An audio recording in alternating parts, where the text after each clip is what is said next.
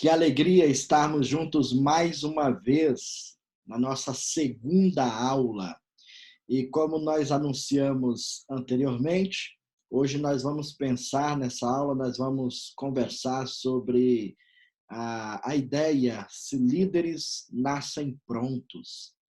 E aí, o que você acha? Líderes nascem prontos ou eles podem ser forjados, podem ser trabalhados? Então, é para esse assunto que eu te convido a navegar comigo nesse tempo que nós teremos aqui. Eu espero ajudar você a ter este assunto mais esclarecido e assim possamos entender um pouco melhor sobre a dinâmica deste ministério para a nossa vida, daquilo que nós temos entendido como uma vocação dada por Deus. Então vamos lá. Nós começamos então com esta pergunta: líderes nascem prontos ou eles são forjados? O que você acha? Certamente você já está pensando em alguma coisa aí, né? E com certeza considerando uma resposta. Então, esta é o tema para nós começarmos aqui. Então, eu tenho uma proposta inicial diante desse tema, que seria a seguinte, como um ponto de partida. Há três ideias que precisam ser entendidas aqui, e isso pode ser encontrado em alguns livros que foram registrados diante desse assunto sobre a liderança, né? Então, nesses materiais que já existem, que foram registrados, há quem defenda que líderes realmente já nascem feitos, eles nascem prontos. Eles entendem que isso depende apenas da aptidão natural que o indivíduo tem. Ou seja, bons líderes já nascem assim. O indivíduo se destaca em tudo que faz. Ele tem uma boa comunicação, tem uma boa oratória, ele é versátil no seu entrosamento com as pessoas, ele é entusiasta, ele consegue motivar os outros, ele tem todas as qualidades naturais que um líder precisa. Então, para muitas pessoas, líderes nascem prontos. É impossível uma pessoa tentar ser líder por meio de outro caminho. Ou ele é, ou ele não é. Existem alguns que pensam dessa maneira.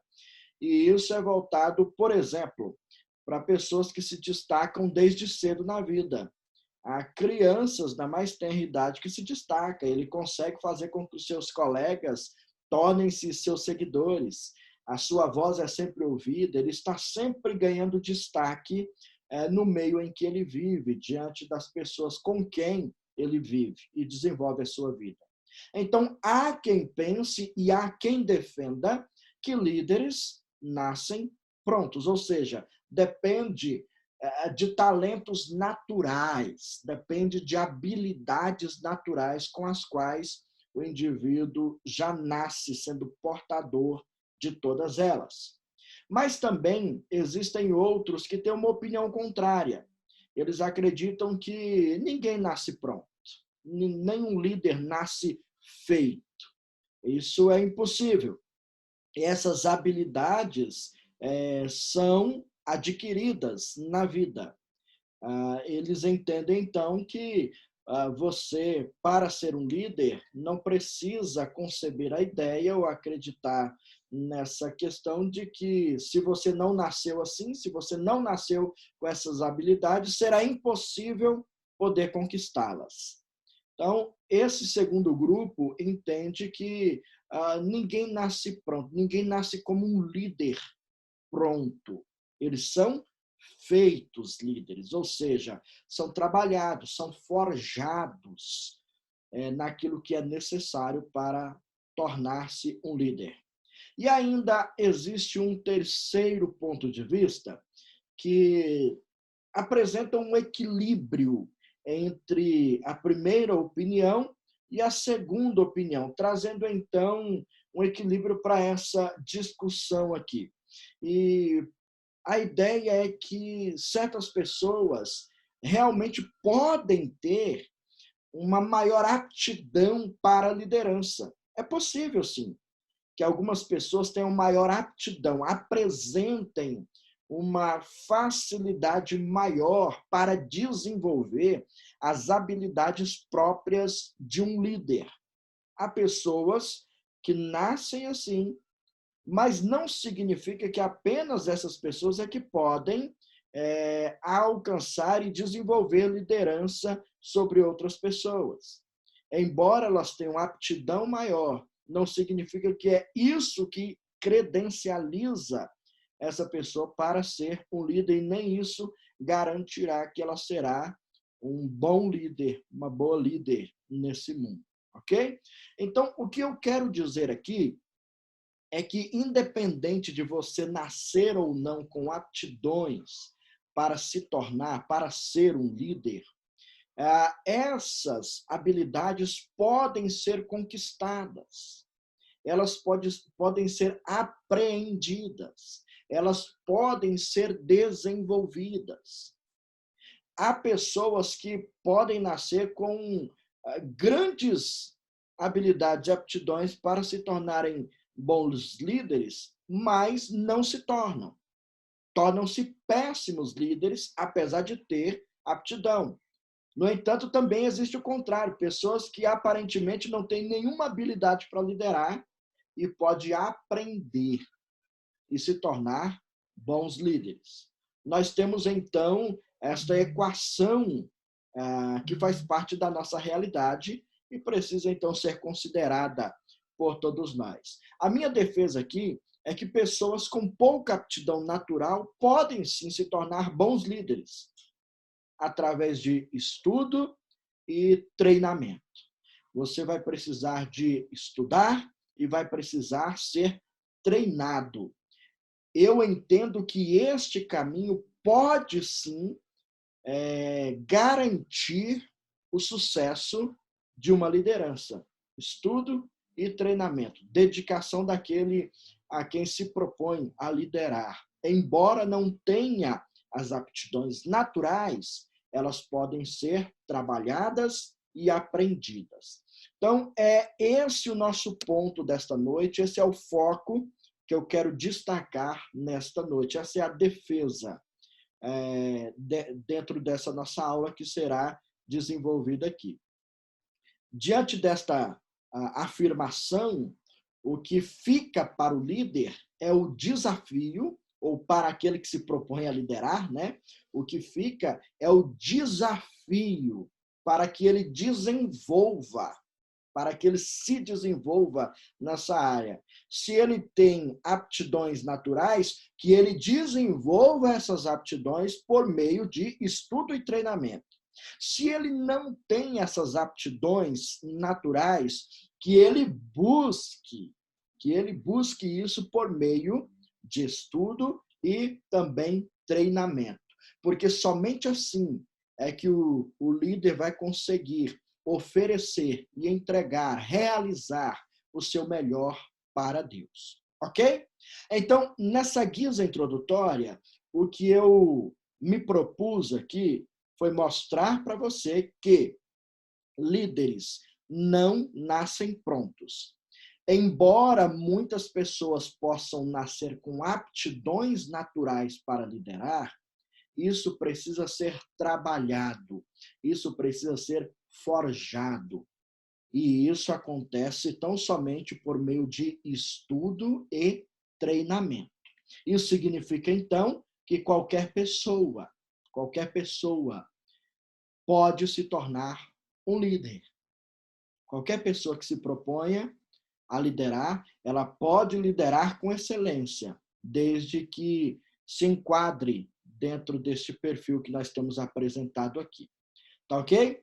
Então, adiante, o que nós precisamos entender agora?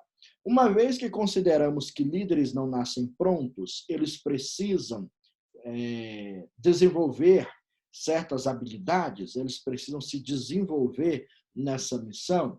Então, considerando isso, nós precisamos agora estabelecer um caminho, o caminho para que o caráter de uma liderança cristã seja fundamentada na maneira de ser e de viver do líder.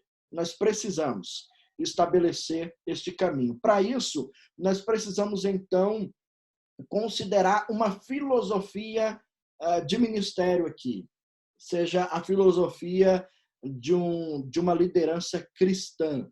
E eu defini da forma como está apresentada a vocês.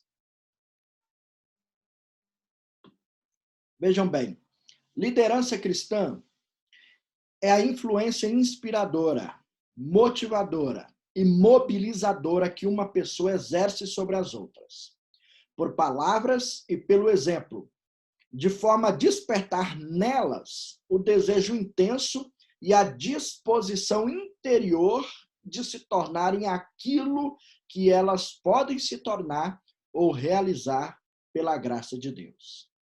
Então, a liderança cristã envolve, isso aqui é como se fosse a nossa filosofia de ministério. Isso aqui é como se fosse o coração daquilo que a gente crê sobre liderança cristã, e é aquilo que nós começamos a defender na primeira aula, estabelecendo uma definição. Liderança cristã tem a ver com a sua maneira, com a maneira como você ensina, como você transmite aquilo que quer, mas também você ensina isso com palavras, mas também ensina com a sua própria vida. Ok? Então, o líder precisa ser também. Não basta apenas falar de algo, ele precisa ser aquilo que ele apresenta também. Isto deve ser uma característica marcante na vida de um líder. E aqui nós temos, então, o que nós podemos pontuar como a nossa filosofia de ministério. Então, nós vamos aprender aqui de uma maneira mais didática, né? Cada uma dessas partes que foram colocadas aí. Então, primeiro, a afirmação diz que a liderança cristã é uma influência inspiradora. Por que isso? Por que é uma influência? Porque ela não pode ser imposta a ninguém. É uma influência porque ela não pode ser imposta. As pessoas não podem se tornar lideradas ou seguir os líderes por coação. Elas não podem ser coagidas, obrigadas. Elas precisam ser influenciadas. A liderança cristã tem esse propósito de influenciar para que as pessoas sigam espontaneamente e não por obrigação. Talvez você conheça pessoas que seguem determinados líderes por medo e se escondem dele quando fazem coisas erradas, porque dizem, se ele vir isso, se ele pelo menos sonhar que eu fiz isso, eu estou perdido. Esse tipo de liderança não é aquele que nós queremos estabelecer aqui. É aquele tipo de influência onde a pessoa olha para o seu líder e tem prazer em segui-lo, ele a inspira. Ao olhar para ele, o liderado tem o desejo de ser como ele, de viver como ele. É influência que nós passamos. Então, as pessoas respondem positivamente e de maneira espontânea, ok? Mas, além disso, nós também estamos aqui defendendo que trata-se de algo inspirador, porque esta influência leva as pessoas, conduz as pessoas, inspira essas pessoas a uma mudança e transformações e ações positivas na vida. As pessoas não são mais as mesmas, elas não conseguem ser as mesmas diante da influência que recebem. Então, elas são inspiradas a sofrer qualquer tipo de mudança e transformação interior. E, além disso, nós também aprendemos, por meio desta designação aqui apresentada, nessa filosofia de ministério da liderança cristã, que ela também é mobilizadora. Por que é mobilizadora? Porque as pessoas inspiradas são também motivadas a se envolverem. não de qualquer maneira, não superficialmente, mas elas se envolvem intensamente com o propósito que está diante delas para ser realizado. Elas se envolvem com ele de uma maneira intensa e têm prazer em realizar o projeto que é claramente definido. A ideia é que o líder consegue esclarecer a sua visão. Ele transforma essa visão em ação. E quando faz isso, aqueles que o seguem são inspirados, são motivados, são mobilizados a segui-lo, a fim de poderem realizar e concretizar aquilo que foi proposto claramente.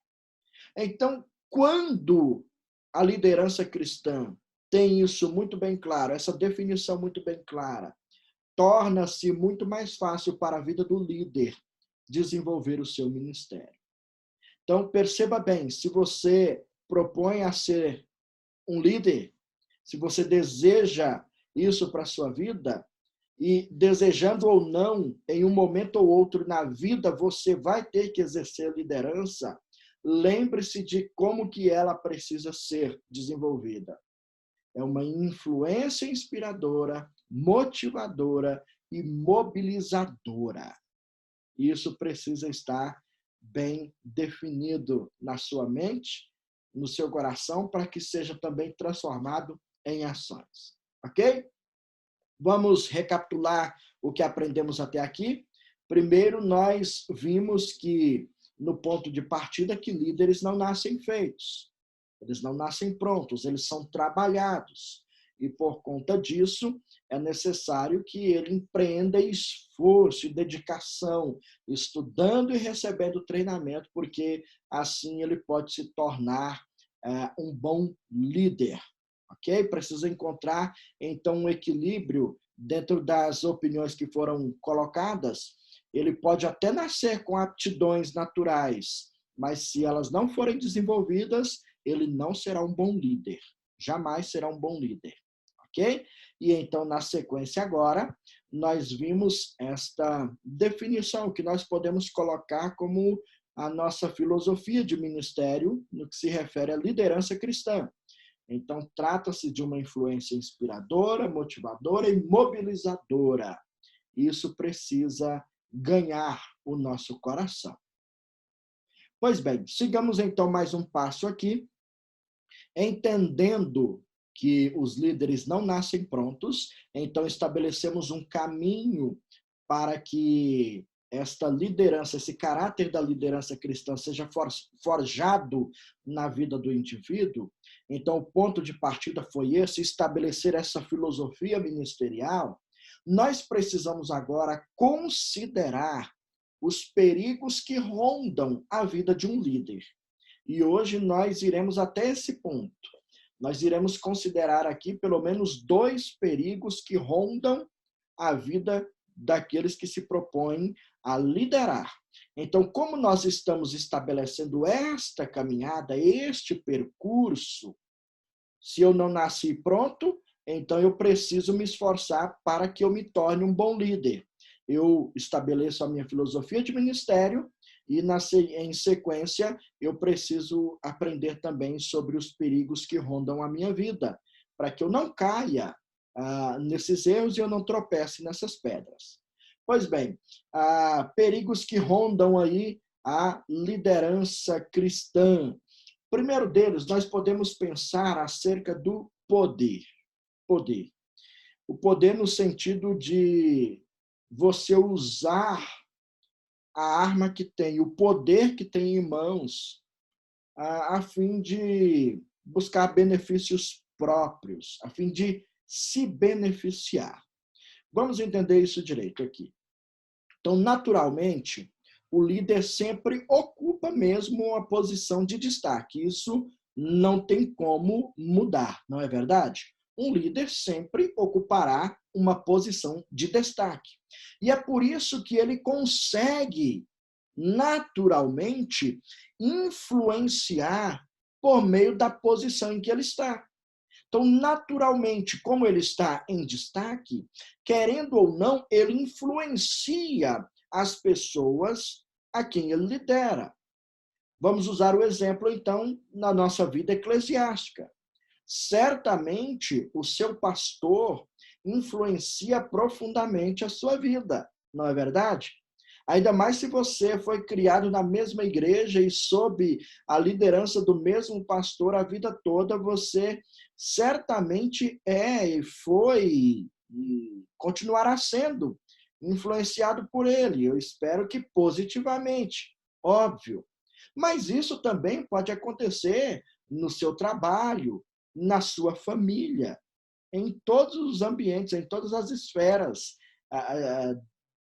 dessa realidade que nos cerca, nós podemos receber essa influência. Vimos isso na primeira aula.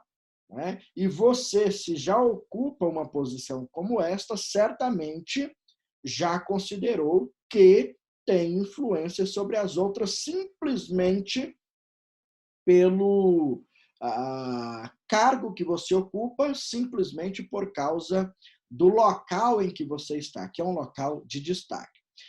Pense no seguinte exemplo de como que isso pode se tornar real, mais concreto para todos nós. Talvez você já tenha experimentado a seguinte situação. Vamos promover algum tipo de evento na igreja, vamos mobilizar alguma ação na igreja e, de repente, você quer ajudar, e então você vai lá e motiva, convida a igreja para isso, você fala com muito ânimo, com muita empolgação, você demonstra como que a ação é possível e os benefícios que ela trará, e aí depois você se frustra porque ninguém te procurou para participar. Aí você vai lá e fala isso com o pastor, olha, ninguém me falou, ninguém me procurou, acho que não vai dar certo isso não. Aí o pastor diz assim, não, eu vou te ajudar. E aí o pastor vai lá na frente da igreja e simplesmente dá aquele aviso, né? Diz assim, olha, irmãos, eu quero desafiar vocês a participarem disso aqui, vai ser bom e tal. E aí, de repente, todo mundo te procura, porque o pastor falou. Já experimentou isso? Talvez já, não é verdade? A questão é justamente esta. Aqueles que ocupam esse lugar de liderança, que estão nesse posto, eles naturalmente influenciam muito mais do que qualquer outra pessoa. É natural que a voz deles seja ouvida e obedecida com mais naturalidade, que as pessoas o sigam melhor assim, né, diante da palavra que ele apresenta.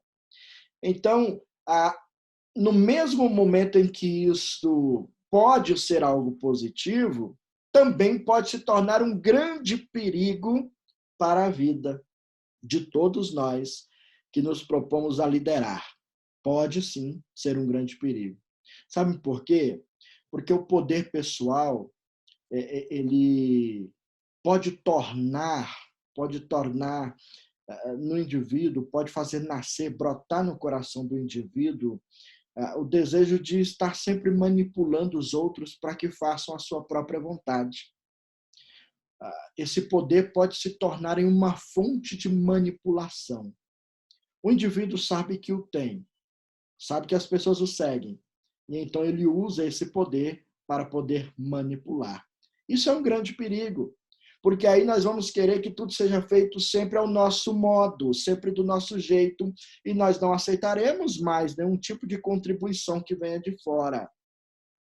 Percebe por que eu estou dizendo para você que o poder, ao mesmo tempo em que ele pode ser benéfico, você pode usá-lo para motivar as pessoas a fazerem coisas boas, mas é um perigo quando você pode passar a acreditar que se tornou dono dessas pessoas.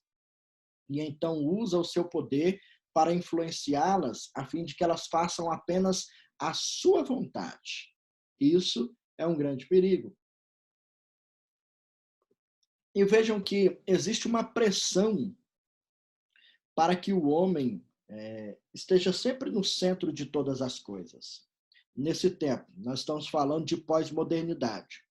Há uma pressão aqui na nossa geração para que o homem sempre ocupe o centro, para que ele esteja dentro do interesse de todas as pessoas.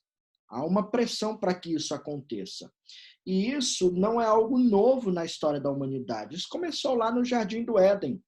Você se lembra qual foi o conteúdo da tentação para Eva, quando a serpente se aproxima dela e começa a conversar? O que realmente convenceu o casal foi a ideia de que eles seriam como Deus. Ou seja, vocês deixarão de ser liderados e passarão a liderar.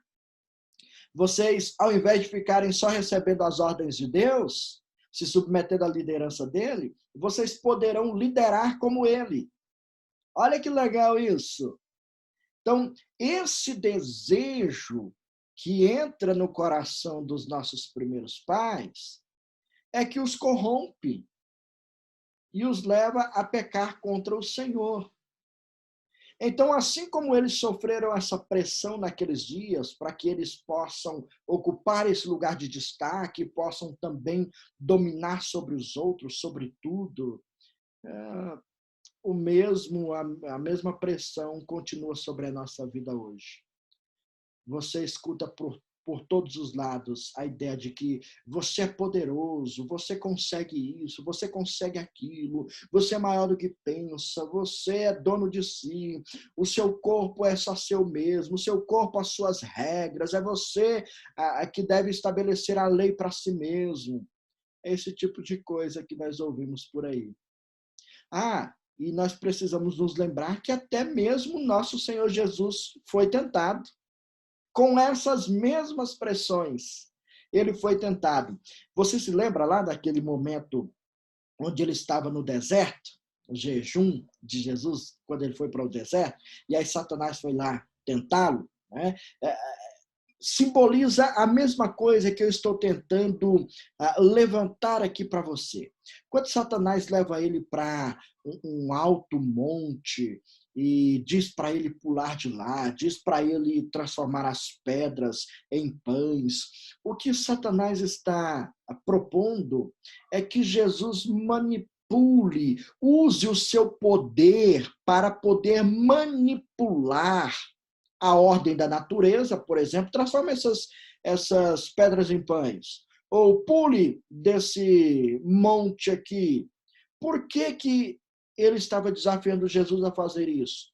Porque se Jesus transformasse pedras em pães, o que ele podia por meio do seu poder, qual a finalidade disso? Era benefício próprio, era satisfazer a sua própria vontade. Se ele pulasse e ordenasse, falasse com Deus, Deus Pai seria coagido, digamos assim, a intervir naquela situação e agir em benefício de Jesus. Então, o que Satanás está fazendo é jogar o mesmo laço com que ele laçou lá no princípio os nossos primeiros pais, o Adão e a Eva. É a mesma coisa. Lute pelos benefícios próprios, lute para que você seja, de fato, alguém que esteja no centro de todas as coisas. Então, lidar com esse poder que nós temos, entendendo que ele nos foi dado por Deus e deve ser bem administrado, é um desafio para a boa liderança. Lembre-se, você tem poder, mas esse poder precisa ser usado de uma maneira bem equilibrada. Você não usa o poder para liderar. Lembram-se da primeira aula? Você não usa o poder para liderar. Você tem que usar o poder para servir. Tá bom? Então, esse é um perigo que ronda a vida daqueles que se propõem a liderar. Um segundo perigo que ronda a vida daqueles que têm esse propósito na vida é o ego. A ideia de buscar glória para si mesmo. Esta é a ideia. Quero contar uma historinha bem objetiva para vocês. Uma pessoa, um palestrante muito famoso, ele foi convidado uma vez para ir falar dentro de uma instituição muito bem conceituada.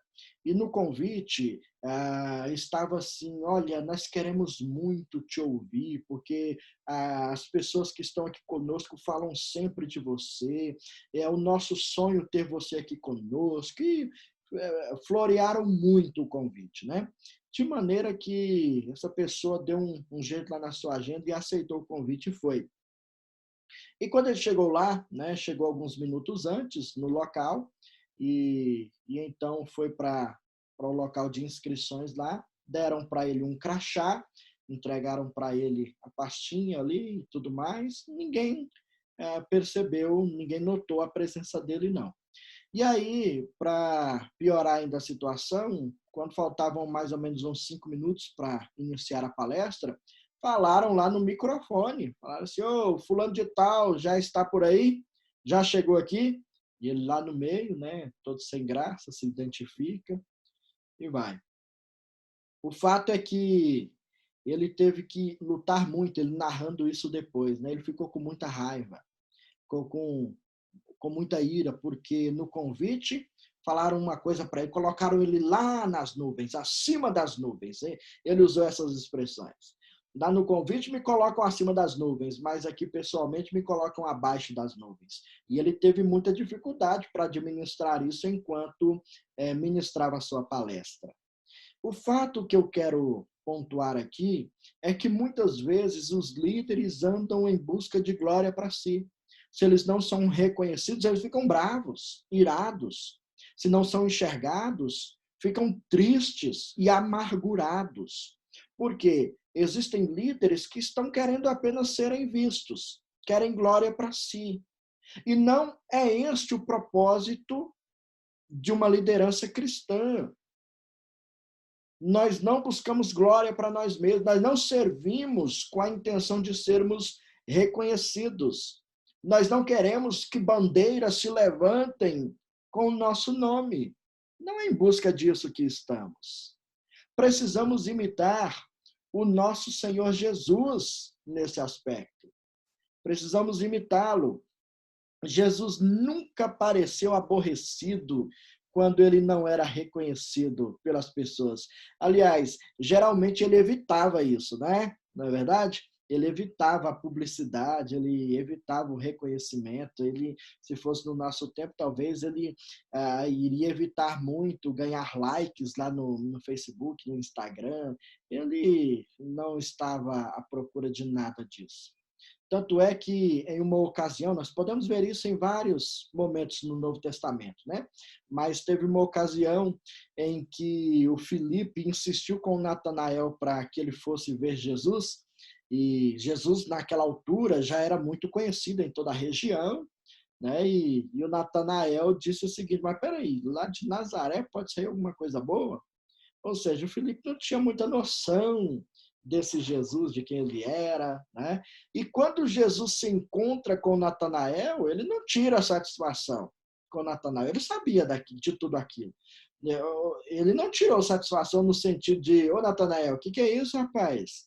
Eu sou tão conhecido por aqui, você não sabe nada de mim, que desconsideração é essa para comigo? Jesus não fez isso, porque ele não estava em busca desse tipo de reconhecimento. Ele não queria isso. Foi por isso que Natanael não foi censurado em momento algum. Momento algum.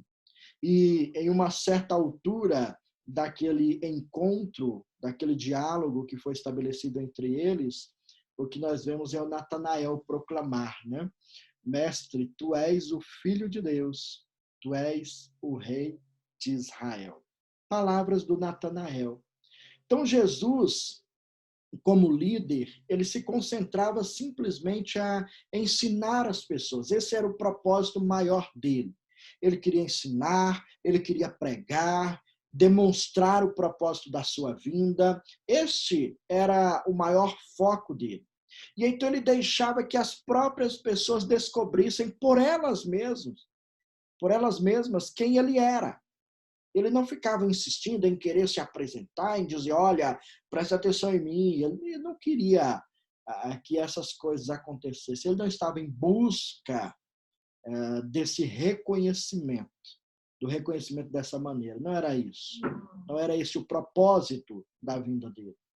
Então, quando os discípulos também procuraram Jesus, eles chegaram e encontraram Jesus conversando com a mulher samaritana, em João 4, relata isso para nós, os discípulos depois de uma certa altura, ofereceram para ele: ô mestre, come aqui também.